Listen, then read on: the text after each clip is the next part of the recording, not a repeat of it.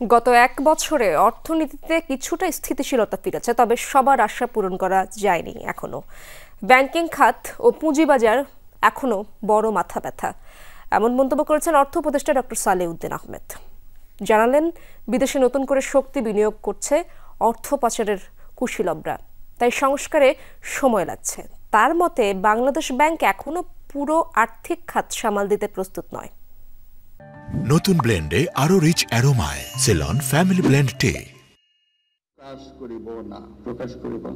গত এক বছরে অন্তর্বর্তী সরকারের অন্যতম চ্যালেঞ্জ ছিল অর্থনীতির ড্যামেজ কন্ট্রোল। শুরু থেকেই ডলার সংকট, মূল্যস্ফীতি ও অর্থ পাচারের মতো বাউন্সার সামাল দিতে হয়েছে নীতি নির্ধারকদের। মার্কিন ট্যারিফ আর বৈশ্বিক অনিশ্চয়তাও ভুগিয়েছে প্রচুর। এর মাঝে বড় অর্জন প্রবাসীদের রেমিটেন্স ভালোবাসা, ধীরে হলেও কমছে পণ্য ও সেবার দাম। তাই অন্তর্বর্তী সরকারের এক বছরে অর্থনীতির অর্জন নিয়ে শতভাগ সন্তুষ্ট নন অর্থ উপদেষ্টা। মঙ্গলবার সংবাদ সম্মেলনে জানালেন, বাজেট বাস্তবায়নে সরকার অনেক বেশি সাবধানী, কেননা আয় নিয়ে চাপ আছে। এখনো অনেক পক্ষ সুবিধা নিতে চায়, কিন্তু কর দিতে চায় না। ফরেন এক্সচেঞ্জ, আপনার মার্কেটে টাকার যে স্থিতিশীলতা, সেটা নিয়ে আমার একটু টেনশনে ছিল। IMF বলছিলাম মার্কেট ছেড়ে দাও, মার্কেট ছেড়ে দিয়ে কিন্তু আমরা একটু ভুল করিনি, মোটামুটি কিছুটা স্টেবল।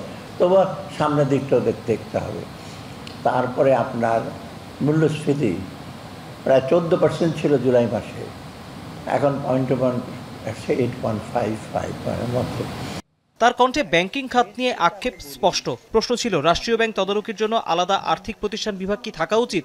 জানালেন, কেন্দ্রীয় ব্যাংকের নীতি নির্ধারণে কেউ হস্তক্ষেপ করছে না। ক্যাপেবল না, আপনাকে অটোমি দিয়ে বসে থাকবে, চেয়ারে বসে থাকবে, চা খাবেন তোয়ালে চেয়ারে দিয়ে স্টক মার্কেটে চলে যাবে। ওই অটোনমির কোনো দরকার আছে? কোনো? কি বলেন আপনি? বাংলাদেশ ব্যাংকে আমার 4 বছর কোনো কেউ ব্যর্থ দেখেছেন কোনো কিছু? ফাইন্যান্স মিনিস্টারকে আমাকে বলছে যে এই করো। আমি 3টে সরকারে কাজ করেছি, একটা ব্যাংক কত দিইনি। শোনেন, আমি অপোজ করি না বাংলাদেশ ব্যাংক অটোনমি ব্যাপারে, কিন্তু আমি অর্থ উপদেষ্টা, আমি খুব রেয়ারলি বাংলাদেশ ব্যাংকে বলি কিছু করতে। প্রসঙ্গ ওঠে অর্থ পাচার প্রতিরোধের। উপদেষ্টা জানালেন, ব্র্যান্ডেড অপরাধীদের বাইরে এখন খতিয়ে দেখা হচ্ছে তুলনামূলক কম অর্থ পাচারকারীর প্রোফাইলও। কারা করেছে ওটা আইডেন্টিফাই করা হয়েছে, এটা একটা অগ্রগতি। সেকেন্ড হলো কোন কোন জায়গায় দিয়েছে সেটাও কিন্তু অনেকটা আইডেন্টিফাই করা হয়েছে, আপনার নিজেরা দেখেছেন। লন্ডনে তো আপনি দেখছেন এই লোকের তো 2টা না 3টা বাড়ি না কটা বাড়ি তো জব্দ করা হয়েছে।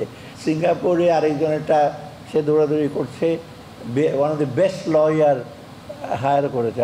ডক্টর সালেহ উদ্দিন আহমেদ মনে করেন, অন্তর্বর্তী সরকারের সংস্কার কার্যক্রম চালিয়ে নিয়ে যাওয়াই হবে আগামী সরকারের প্রধান দায়িত্ব। তৌহিদ হোসেন, যমুনা নিউজ, ঢাকা।